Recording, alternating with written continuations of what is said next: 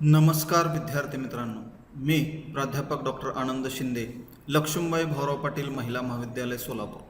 विद्यार्थी मित्रांनो, माझ्या या यूट्यूब चॅनलमध्ये मी आपणा सर्वांचे सहर्ष स्वागत करतो. विद्यार्थी मित्रांनो, आजच्या या व्हिडिओच्या माध्यमातून आपण अध्ययनावर परिणाम करणारे जे घटक आहेत त्यापैकी अभिरुची, थकवा आणि कंटाळा या घटकांचा थोडक्यात आढावा घेणार आहोत. विद्यार्थ्यांनो, आपण गेल्या 2 ते 3 व्हिडिओच्या माध्यमातून अध्ययनावर परिणाम करणारे जे काही घटक आहेत त्या घटकांचा सविस्तररित्या अभ्यास चालू केलेला आहे की ज्याच्यामध्ये पहिल्या व्हिडिओच्या माध्यमातून आपण अध्ययनावर परिणाम करणारे घटक जे आहेत त्या घटकांचं वर्गीकरण 2 प्रकारामध्ये, जे काही प्रमुख 2 प्रकार आहेत त्या 2 प्रकारामध्ये त्याचं वर्गीकरण कसं होतं हे पाहिलं की ज्याच्यामध्ये आंतरिक घटक आणि बाह्य घटक हे जे 2 प्रमुख प्रकार आहेत त्यापैकी आंतरिक घटक हा पहिला प्रकार आणि त्या पहिल्या प्रकारामध्ये येणारे जे काही उपप्रकार आहेत त्या उपप्रकारांची माहिती आपण गेल्या 2-3 व्हिडिओच्या माध्यमातून अभ्यासत आहोत की ज्याच्यामध्ये त्या विद्यार्थ्याची शारीरिक आणि मानसिक स्थिती कशी आहे हा एक घटक बघितला, त्यानंतर प्रेरणा हा दुसरा घटक बघितला, त्यानंतर अवधान हा तिसरा घटक बघितला आणि त्यानंतर आजच्या या व्हिडिओच्या माध्यमातून अभिरुची, थकवा आणि कंटाळा हे जे 2-3 घटक आहेत या 2-3 घटकांची माहिती आपण अभ्यासणार आहोत. विद्यार्थी मित्रांनो, आपण जे काही अध्ययनावर परिणाम करणारे घटक अभ्यासले त्याच्यामधील मग अवधान या घटकानंतर पुढचा येणारा जो घटक आहे त्याचं नाव आहे अभिरुची. अभिरुची किंवा त्यालाच दुसऱ्या भाषेमध्ये किंवा दुसऱ्या शब्दामध्ये आपण आवड असं म्हणतो. आवड किंवा अभिरुची किंवा इंग्रजीमध्ये आपण त्याला इंटरेस्ट म्हणतो. इंटरेस्ट, आवड, अभिरुची. तर ही आवड किंवा अभिरुची असणं हा अध्ययनावर परिणाम करणारा अतिशय महत्त्वाचा घटक आहे. कारण आपल्या मनामध्ये अध्ययनाविषयी आवड असेल तरच आपलं अध्ययन हे चांगलं होऊ शकतं किंवा कुठल्याही एखाद्या विषयाबद्दल आपल्या मनामध्ये आवड असेल तर त्या विषयाचं अध्ययन आपण सुरुवातीला करण्याचं काम करतो किंवा तो विषय अतिशय आवडीनं आपण अभ्यासतो, त्याचं अध्ययन करतो किंवा वाचन करतो. आणि एखाद्या विषयाबद्दल आपल्या मनामध्ये जर आवड नसेल, अभिरुची नसेल तर तो विषय आपण टाळाटाळ करण्याचं काम करतो किंवा पाठीमागं ठेवतो. कारण त्या विषयाबद्दल आपल्या मनामध्ये आवड नसते, अभिरुची नसते. म्हणजेच काय की अभिरुची किंवा आवड हा जो घटक आहे तो घटक आपल्या अध्ययनावर परिणाम करणारा महत्त्वाचा घटक आहे.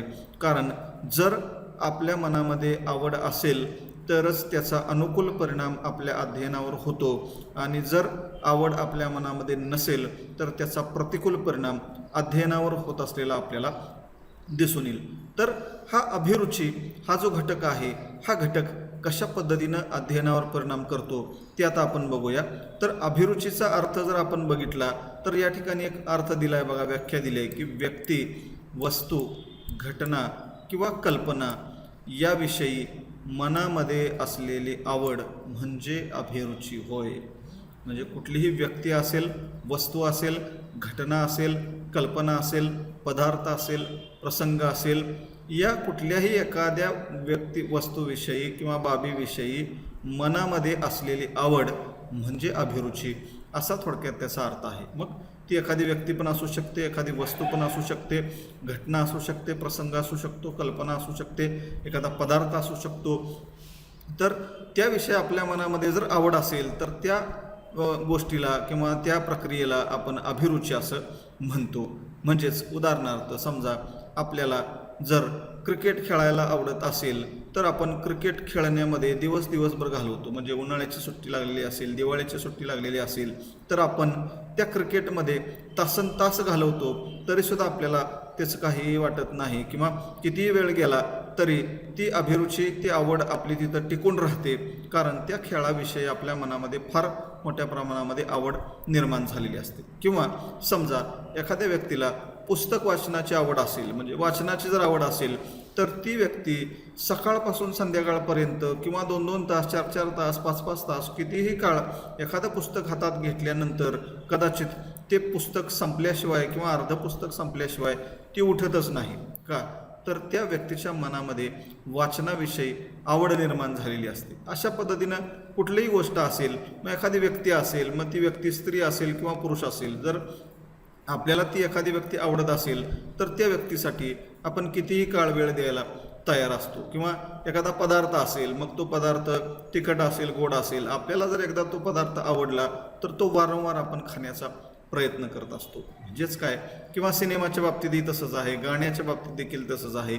एखादा सिनेमा जर आपल्याला आवडला तर तो आपण एकदाच बघून तिथं थांबत नाही, 2दा 4दा 5 वेळा बघतो. किंवा एखादं गाणं जर आपल्याला फार आवडलं, फार सुंदर वाटलं तर ते गाणं आपण सारखं म्हणण्याचा प्रयत्न करतो. म्हणजेच काय की अभ्यास, कुठल्याही गोष्टीचा अभ्यास करत असताना, अध्ययन करत असताना त्या विषयाविषयी, त्या वस्तूविषयी, पदार्थाविषयी आपल्या मनामध्ये जर आवड निर्माण झाली तर आपण त्या बाबीचं अध्ययन जे आहे हे अध्ययन चांगल्या पद्धतीनं करू शकतो.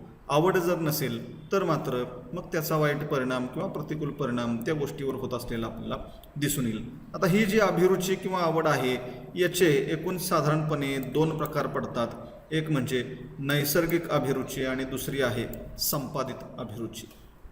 म्हणजे अभिरुचीचे 2 प्रकार आहेत, एक नैसर्गिक अभिरुची, दुसरी आहे संपादित अभिरुची. आता नैसर्गिक अभिरुची म्हणजे निसर्गतःच आपल्याकडं असणारी एखाद्या वस्तू, व्यक्ती, घटनेविषयी अभिरुची. म्हणजे उदाहरणार्थ आता लहान मुलगा असेल तर लहान मुलगाला साधारणपणे काय आवडत असतं तर खेळणी आवडत असते. आता नैसर्गिक अभिरुची आहे कारण तो लहान मुलगा आहे आणि लहान मुलाला कायम खेळायला फार आवडत असतं.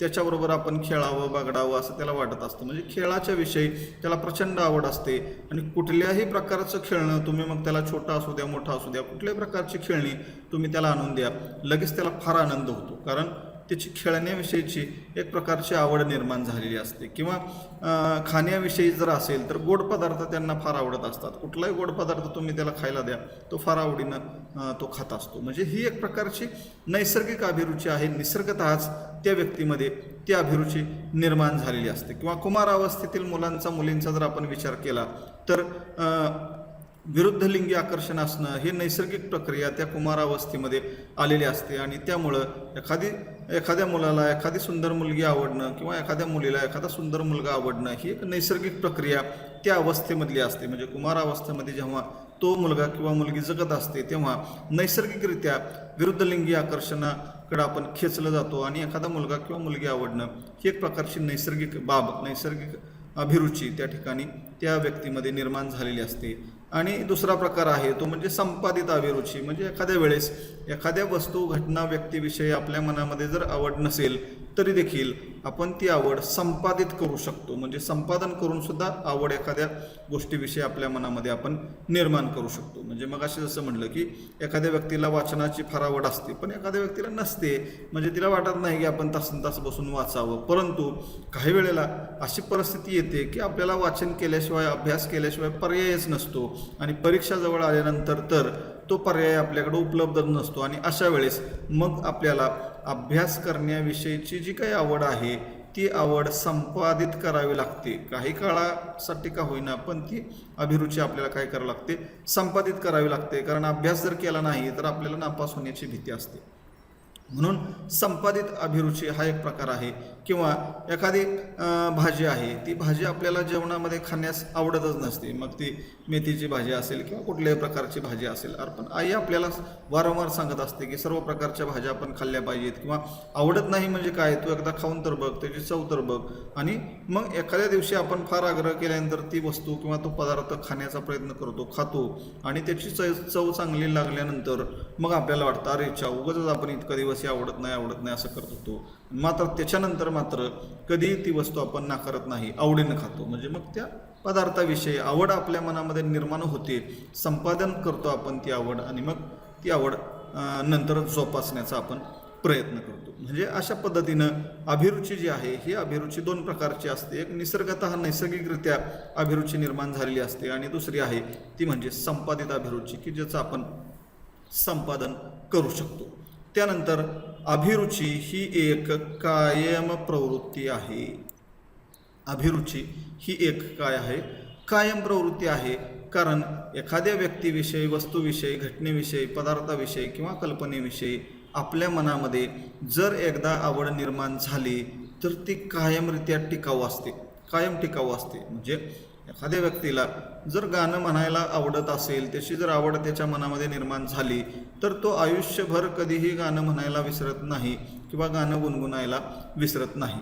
किंवा एखाद्या व्यक्तीला गुलाबजाम हा पदार्थ जर फार आवडत असेल, तर ती गुलाबजामुन त्याच्या समोर दिसल्यानंतर त्याला खाणार नाही असं कधीच होणार नाही. मग तो लहान असू द्या, कुमारावस्थेमधला असू द्या, युवावस्थेमधला असू द्या किंवा वृद्धावस्थेमधला असू द्या, कुठल्याही प्रकारचा व्यक्ती असू द्या, तो खाणारच. म्हणजेच काय की एकदा एखाद्या वस्तूविषयी किंवा व्यक्तीविषयी आपल्या मनामध्ये जर आवड निर्माण झाली, तर ती कायमस्वरूपी टिकाऊ असते किंवा कायम प्रवृत्ती असते.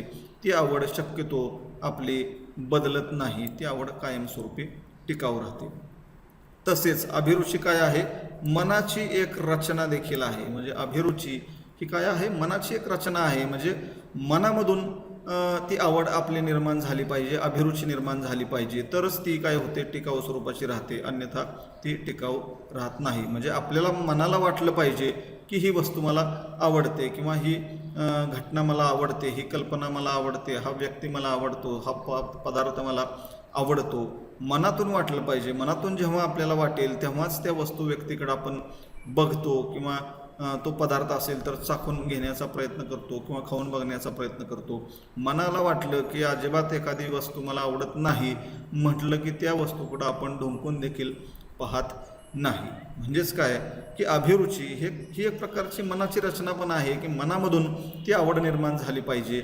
अभ्यास करणं किंवा अभ्यास करण्याची आवड निर्माण होणं म्हणजे ही मनापासून निर्माण झाली पाहिजे. केवळ परीक्षा जवळ आली म्हणून अभ्यास करणं आणि वर्षभर अभ्यास करणं याच्यामध्ये फरक असतो. म्हणजे ज्याला खरोखरच अभ्यासाची आवड आहे तो दररोज 1 तास का होईना अभ्यास करण्याचा प्रयत्न करतोच, केवळ परीक्षा आल्यामुळं अभ्यास करतो असं नाही. म्हणून अभिरुची ही काय आहे? एक कायम प्रवृत्ती पण आहे आणि तशाच पद्धतीनं ती एक मनाची रचना देखील आहे.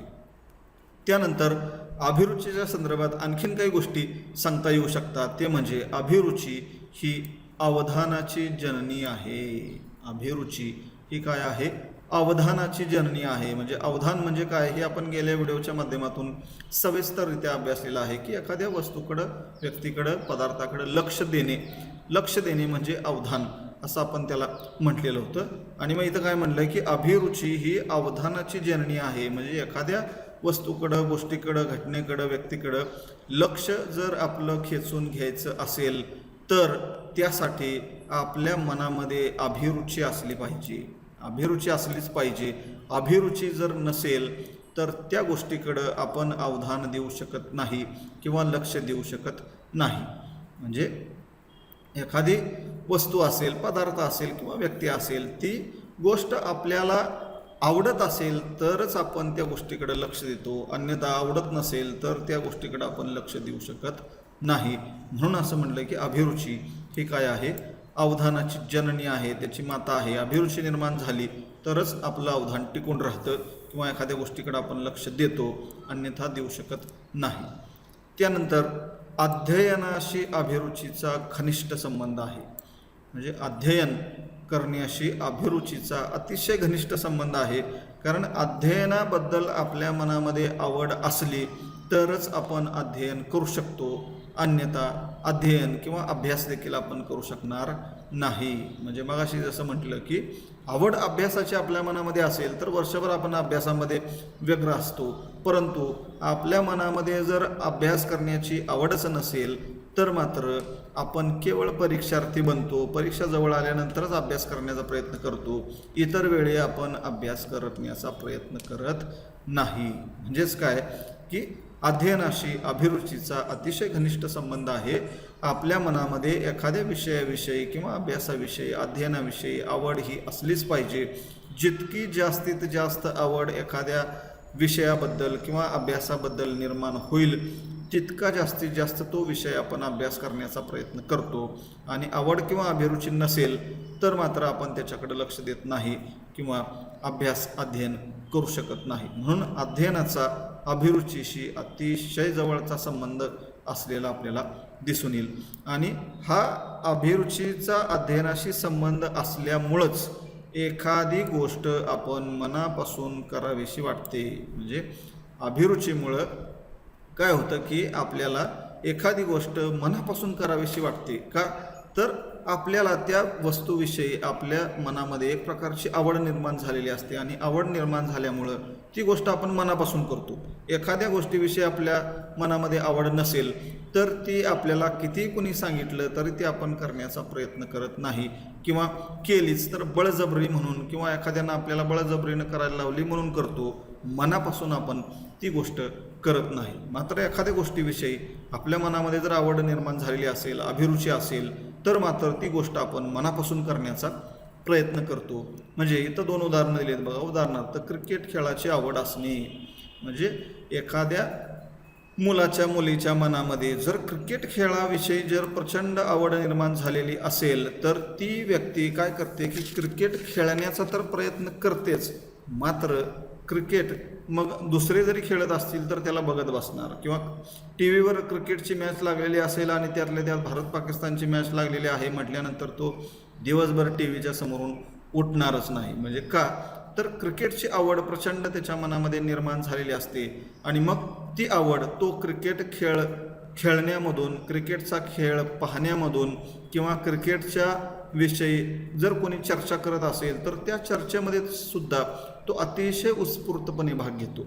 म्हणजे असं का घडतं, तर त्या क्रिकेटच्या खेळाविषयी एक प्रकारची आवड, अभिरुची त्याच्या मनामध्ये निर्माण झालेली असते. मग आता हे तर क्रिकेट म्हणून एक उदाहरण घेतलंय, पण कुठलाही खेळ एखाद्या व्यक्तीला आवडत असेल, मग तो खो खो असेल, कबड्डी असेल, फुटबॉल असेल, कुठलाही खेळ असेल, तर त्या खेळाविषयी जर त्याच्या मनामध्ये आवड निर्माण झालेली असेल तर तो खेळ खेळण्यामध्ये, पाहण्यामध्ये किंवा त्याच्याविषयी चर्चा करण्यामध्ये अतिशय आवडीनं भाग घेत असतो.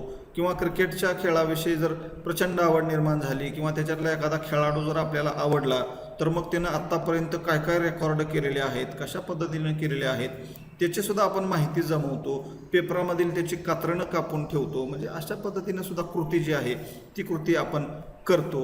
का करतो, तर ती एक प्रकारची अभिरुची आपल्या मनामध्ये निर्माण झालेली असते, म्हणून अशा पद्धतीची कृती आपल्याकडून घडत असते.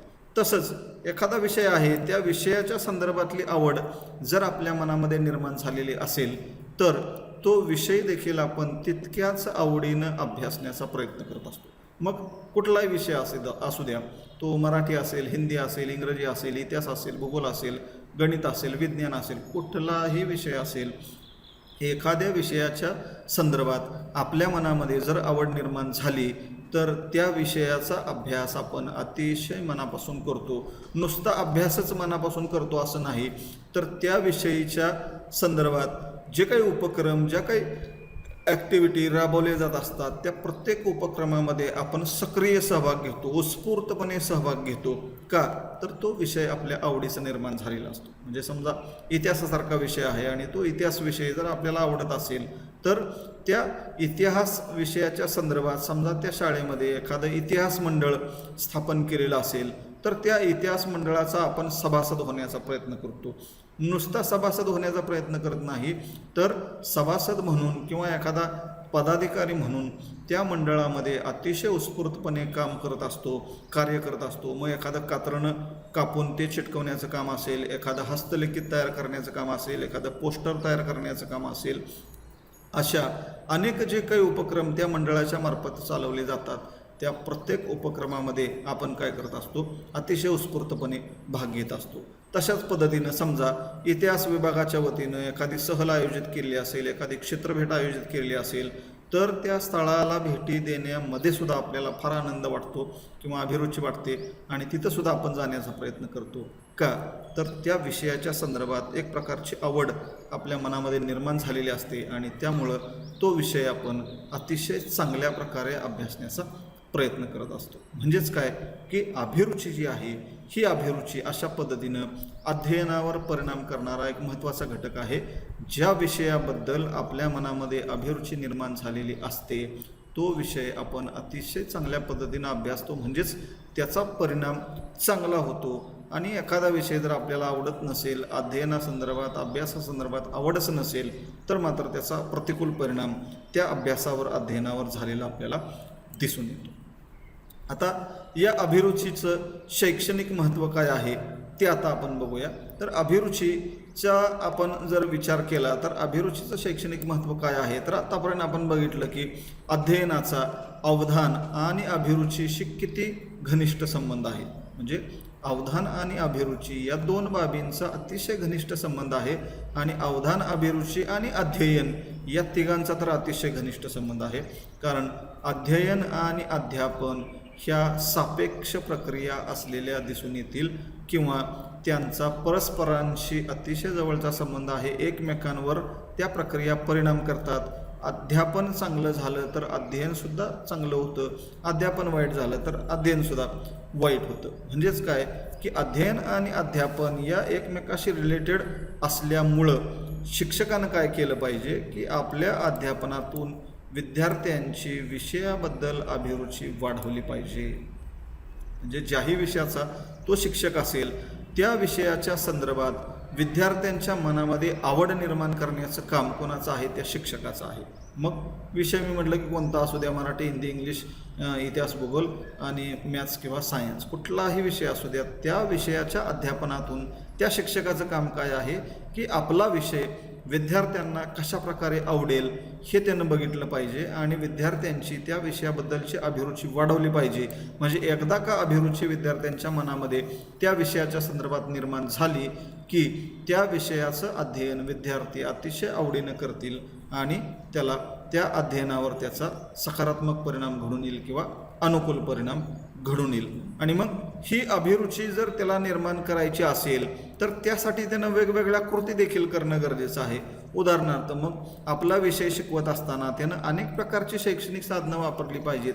मग त्याच्यामध्ये दृक साधनं असतील, श्राव्य साधनं असतील, दृकश्राव्य साधनं असतील, म्हणजे चित्र असेल, एखादा तक्ता असेल, एखादा नकाशा असेल किंवा एखादा ऑडिओ असेल, एखादा व्हिडिओ असेल, संगणक असेल, LCD असेल, याच्या माध्यमातून त्यानं जर शिकवण्याचा प्रयत्न केला तर त्याचा परिणाम त्याच्या अध्ययनावर चांगला होतो किंवा विद्यार्थ्याच्या अध्ययनावर पण चांगला होतो आणि शिक्षकाच्या अध्यापनावर पण त्याचा चांगला परिणाम होतो. कारण शैक्षणिक साधनं वापरून त्यानं जर शिकवण्याचा प्रयत्न केला तर विद्यार्थ्यांच्या मनामध्ये त्या विषयासंदर्भात आवड निर्माण होऊ शकते.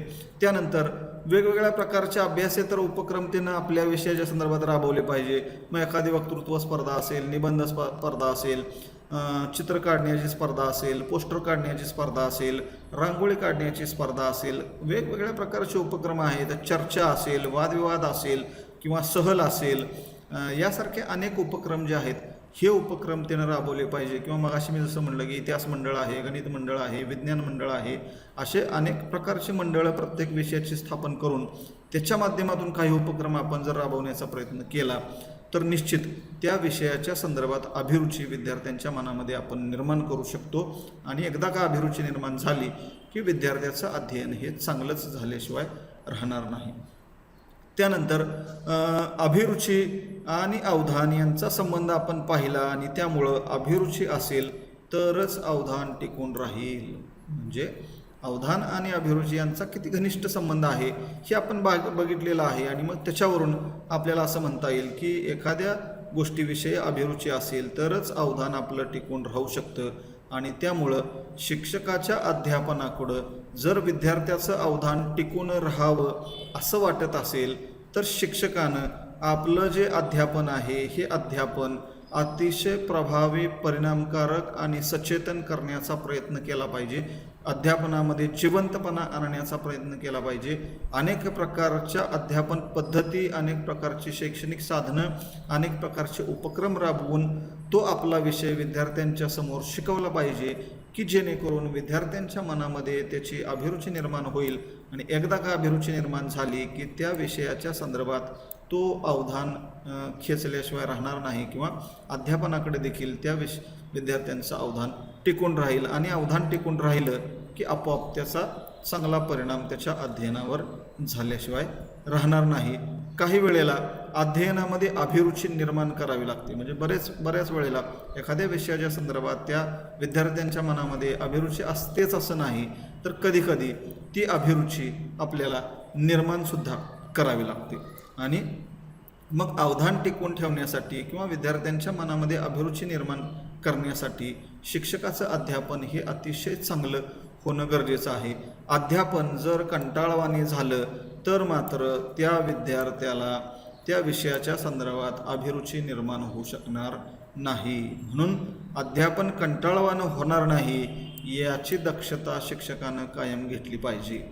म्हणजे अध्यापन हे कंटाळवाणं होणार नाही याची दक्षता जर त्यानं घेतली तर मग त्या शिक्षकाचं अध्यापन हे चांगलं होईल आणि विद्यार्थ्यांच्या मनामध्ये आपोआप आवड ही निर्माण होऊ शकते. जसं आपण एखाद्या समजा बगीच्यामध्ये फिरायला गेलो, बागेमध्ये फिरायला गेलो आणि बागेमध्ये फिरायला गेल्यानंतर आपल्याला त्या बागेमध्ये कुठंच फुलं झाडं दिसली नाहीत, फुलं दिसली नाहीत, तर आपलं मन कंटाळून जातं किंवा बोर वाटतं आपल्याला. काय बाग आहे, याच्यात काहीच आकर्षक असं काहीच नाही. पण त्या बागेमध्ये जर फार सुंदर सुंदर फुलं असतील तर आपलं मन फार उत्साही होतं, प्रसन्न होतं आणि आपल्याला तिथं आवड निर्माण होते. तशाच पद्धतीनं अध्यापनाचं सुद्धा आहे की अध्यापन करत असताना जर शिक्षकानं त्या विषयासंदर्भात आवड निर्माण केली तर त्याचं अध्यापन हे चांगलं होईल आणि त्याच्यामुळं विद्यार्थ्याचंही अध्ययन चांगलं होईल आणि अध्ययनावर त्याचा चांगला परिणाम घडून येऊ शकतो. त्यानंतर पुढील जो काही घटक आहे त्या पुढील घटकाचं नाव आहे थकवा आणि कंटाळा. म्हणजे थकवा जो आहे तो थकवा कशा पद्धतीने येतो अतिशय थोडक्यात आपण इथं बघणार आहोत, कारण थकवा आणि कंटाळा याविषयीची माहिती आपण एका सेपरेट व्हिडिओच्या माध्यमातून पाहणार आहोत. त्यामुळे थोडक्यात आढावा आपण इथं घेऊया. थकवा म्हणजे शरीर आणि मन यांच्या क्षमतेमध्ये कमतरता येणे. थकवा म्हणजे शरीर आणि मन यांच्या क्षमतेमध्ये कमतरता येणे आणि अशी स्थिती की जिच्यामध्ये व्यक्ती काम करू शकत नाही किंवा कमी काम करते. म्हणजे शरीर थकलं की आपोआप आपण कमी काम करतो किंवा कामच करू शकत नाही. म्हणजे अशा प्रकारची स्थिती ज्यावेळेस निर्माण होते त्यावेळेस त्याला थकवा म्हणायचं. हिप्नर नावाचा एक मानसशास्त्रज्ञ आहे, त्यानं याची व्याख्या करण्याचं काम केलं आहे बघा. योग्य रीतीने काम करण्याची आपल्या अवयवांची कमी झालेली क्षमता की जी विशिष्ट भावनेशी संबंधित असते आणि तिला थकव्याची भावना असं म्हटलं जातं. म्हणजे आपले अवयव, शरीर अवयव एकदा थकले की त्यांची क्षमता कमी होते, काम करण्याची क्षमता कमी होते आणि काम करण्याची क्षमता कमी झाली म्हणजेच थकवा आला असं आपण म्हणतो. काम करण्याच्या क्षमतेतील घट किंवा कपात म्हणजे थकवा होय. काम करण्याच्या क्षमतेतील घट किंवा कपात म्हणजे थकवा होय. कारण एकच काम आपण सतत करत राहिलो, अखंडपणे करत राहिलो, तासनतास करत राहिलो तर स्वाभाविकच त्या व्यक्तीला थकवा आल्याशिवाय राहणार नाही. कारण पूर्ण क्षमतेनं आपण किती वेळ काम करू शकतो? 4 तास, 2 तास, 4 तास, 6 तास, 8 तास, त्याच्यापेक्षा जास्त वेळ आपण पूर्ण क्षमतेनं काम करू शकत नाही. आणि पूर्ण क्षमतेनं काम करण्याची आपली शरीराची कॅपॅसिटी संपली की मग आपल्याला हळूहळू थकवा यायला लागतो. म्हणजेच काय की काम करण्याची क्षमता आपली कमी कमी होत जाते आणि मग त्याला आपण काय म्हणतो? थकवा आला असं म्हणतो. आणि दुसरा घटक आहे तो म्हणजे कंटाळा. आता थकवा आणि कंटाळा हे दोन शब्द बऱ्याच वेळेला आपण एकाच अर्थानं वापरतो, परंतु त्या दोघांचा अर्थ सारखा नाही. ते दोन शब्द कसे आहेत? सारखे नाहीत. थकवा काय आहे? शक्तीच्या वापराचा परिणाम आहे. म्हणजे आपण पूर्ण शक्तीनं जर एखादं काम करण्याचा प्रयत्न केला तर बराच काळ हे काम केल्यानंतर मग आपला शक्ती जी आहे ही कमी कमी होत जाते आणि त्याच्यामुळं थकवा आपल्याला येतो. मात्र कंटाळा हा काय आहे? अपूर्ण शक्तीमुळे किंवा अयोग्यरित्या शक्ती घालवल्यामुळे येणारी थकव्याची भावना आहे. म्हणजे कंटाळा कधी येतो? तर आपली शक्ती खर्च झाल्यामुळं कंटाळा येत नाही, तर अपूर्ण शक्ती असल्यामुळं किंवा अयोग्यरित्या आपल्या शक्तीचा वापर केल्यामुळं आपल्याला कंटाळा येतो. म्हणजे उदाहरणार्थ इथे दिलं आहे बघा, एखाद्याची वाट पाहणे फार कंटाळवाणी बाब आहे. म्हणजे एखाद्या व्यक्तीनं आपल्याला सांगितलं की मी 5 वाजता बरोबर तुला भेटायला येतोय आणि आपण 4:30ला आवरून बसतो की आता ती व्यक्ती मला भेटायला येणार आहे आणि 4:30 वाजल्यापासून 6 वाजले तरी ती व्यक्ती आलेली नसते. म्हणजे आपली जी शक्ती आहे ही विनाकारण तिथं खर्च झाली. विनाकारण त्या व्यक्तीची आपण वाट बघत बसलो आणि ती व्यक्ती आलीच नाही किंवा 2 तासांनी आली तर मग आपण म्हणतो की मला कंटाळा आला, आता मी निघून चाललो. म्हणजे काय की शक्ती तुमची काय झाली? अयोग्यरित्या तिथं खर्च झाली किंवा अपूर्ण शक्ती तिथं खर्च झाली आणि त्यामुळं तुम्हाला काय झाला? कंटाळा आला. ही कंटाळ आल्याची भावना असते. आणि म्हणूनच इथं दिलं आहे बघा की शरीरातील ऊर्जा क्षय झाल्यामुळं थकवा येतो. शरीरातील ऊर्जा किंवा शक्ती खर्च झाल्यामुळं थकवा येतो. तर शरीरातील ऊर्जेचा अयोग्य वापर किंवा अपूर्ण वापर केल्यामुळं कंटाळा येतो. म्हणजे अपूर्ण किंवा अयोग्य वापर केला तर कंटाळा येतो आणि पूर्ण वापर करून शक्ती खर्च झाली तर थकवा येतो. म्हणजे थकवा आणि कंटाळा ह्या दोन गोष्टीसुद्धा फार महत्त्वाच्या आहेत. कारण अध्ययन करत असताना थकवा आणि कंटाळा आला तर मात्र त्याचा प्रतिकूल परिणाम अध्ययनावर होतो. म्हणून थकवा आणि कंटाळा अध्ययन करत असताना येणार नाही याची काळजी आपण घेतली पाहिजे, तरच त्याचा चांगला परिणाम अध्ययनावर होऊ शकतो.